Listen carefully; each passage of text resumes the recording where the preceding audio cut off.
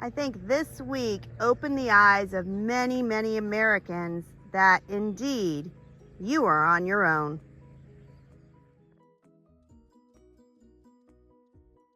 Good morning, everybody. This is Deb from Just Do Something Homestead.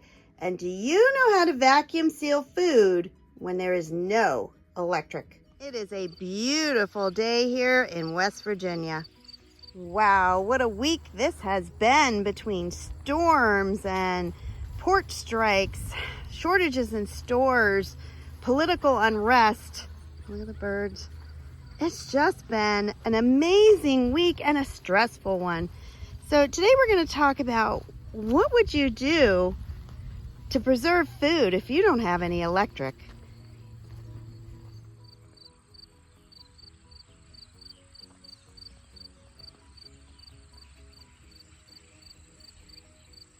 Yesterday morning, I put out a video where I was angry. And if you know anything about me, I don't typically get angry. And if I do, it's pretty short-lived. But everything happening is starting to become overwhelming. A lot of my anger is that I believe for most of our life, we have been lied to. And what I thought was true, honestly, is not. I'm a mountain girl. I came from the mountains of New Hampshire to the mountains of Pennsylvania and now the mountains of West Virginia. Mountain people thrive on being patriotic, working hard, helping others. What if you were to go without power for weeks, maybe even months? Would you have enough food?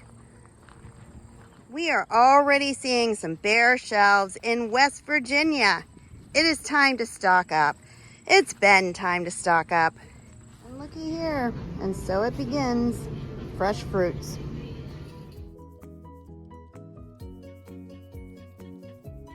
Today I'm going to show you how to vacuum seal when you don't have any electric. Yes, it is possible.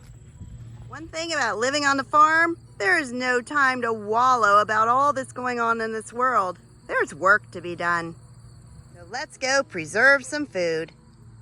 Many Americans are now finding themselves in a situation where they won't have power for 1 week, 2 weeks, 1 month, 2 months. It is not going to be uncommon in the future. So if there's no electric and I can't freeze foods, how am I going to extend the best by date of my shelf-stable foods so they don't go stale?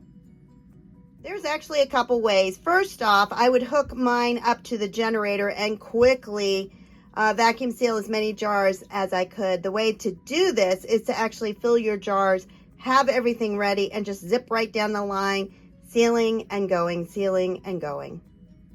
Another way is to use rechargeable sealers. This is the electric mason jar vacuum sealer. I'm not a huge fan, but you know what? If I don't have any other option, it will seal your jars. It just won't seal them long term. I have not used this sealer for well over a year, and yet it has 66% battery left. So all in all, my third plan is going to be my go-to. This is a brake bleeder kit, and what it does is it removes the air while you look at the gauge. So you're going to be pumping it with your hand and watching the gauge go up. This successfully removes the air without electricity.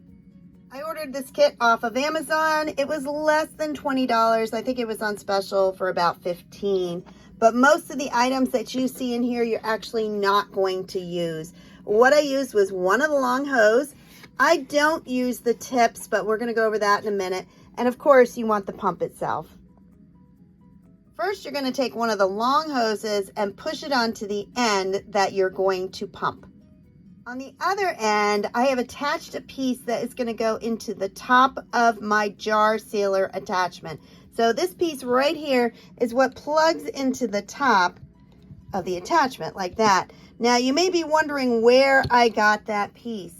Every time I have ordered these attachments, which has been twice, they have included these extra pieces and the tubing. And knowing me, I don't get rid of anything. So I kept it and it works perfect. I can plug the long hose into that side And then this side is what goes into the top of your attachment. By using this piece, it fits perfectly in and does not have to be held. I can push that in there and I can do it one-handed. And if you go back on the hose, you can see right here is where I pushed it into the larger hose. Now let's say you don't have this piece. That's where you can go back to here. And these are 2 end nozzles. So you can just pick one of these, it doesn't matter. The difference is it doesn't fit tight.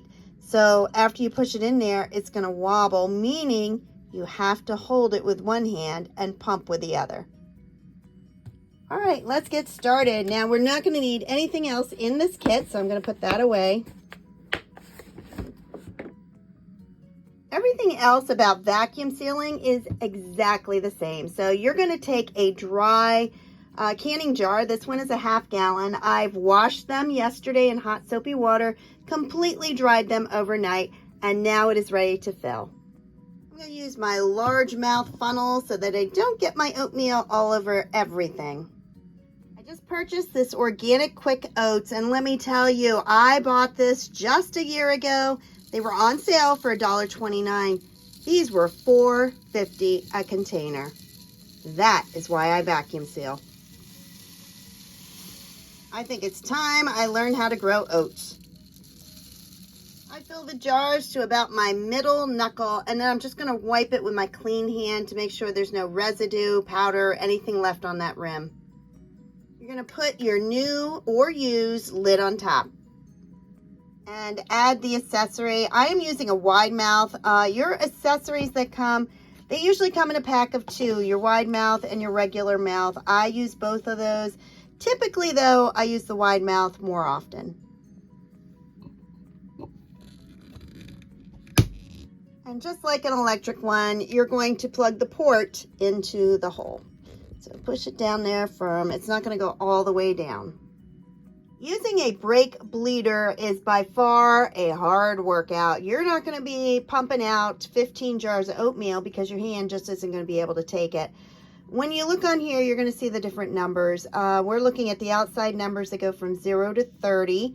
You're going to aim for 15 to 20. And other than that, you're just going to start pumping. All right, I got it up to 18, and we're going to test to see if this jar is sealed. First, remove this. Ooh, it's going to be hard one-handed. There we go. All right, this oatmeal is definitely sealed. There's an indent in the center, and when I try to pull off this lid, it's not going to come. This jar is completely sealed. I added 1 year to the Best By date, so it says organic oatmeal Best By February 2027, and the next step is to put a ring on it. Make sure you store this in a dark, cool location. I'm going to do another jar, this time with pasta. It's the exact same process. You wipe off that rim, put on a lid. This is also a used lid. And then put on the attachment. All right, I've got it to 15. It's hard to film. All right, and it's getting harder and harder, so I'd say it is ready to check. Let's start by removing the port. Ooh, I heard that let out air. That's a very good sign. And then pull off the lid. And actually, I did not mean the lid of the jar, but I mean the top adapter. So you're gonna pull off the top adapter and check the lid. Ooh, this one's on there good. I wrote what it is. It's organic pasta. Then I put directions anytime I have something like pasta. So boil for 9 to 10 minutes. This one has a Best By date of April 2028. So that is very good for this product. Don't forget that ring, then store it in a cool, dark location. So there you go. It is definitely possible to vacuum seal without electric if you have a brake bleeder. Is it a workout for your hands? Absolutely. But it is definitely better than opening up a package and having no way to seal it. The one thing I don't want you to do, I don't want you to give up. We can find hope. We can help each other. we can support our country, even if our country doesn't seem to be supporting us. If you enjoyed this video, please like, subscribe, and share. Have a blessed day, everybody. Bye-bye.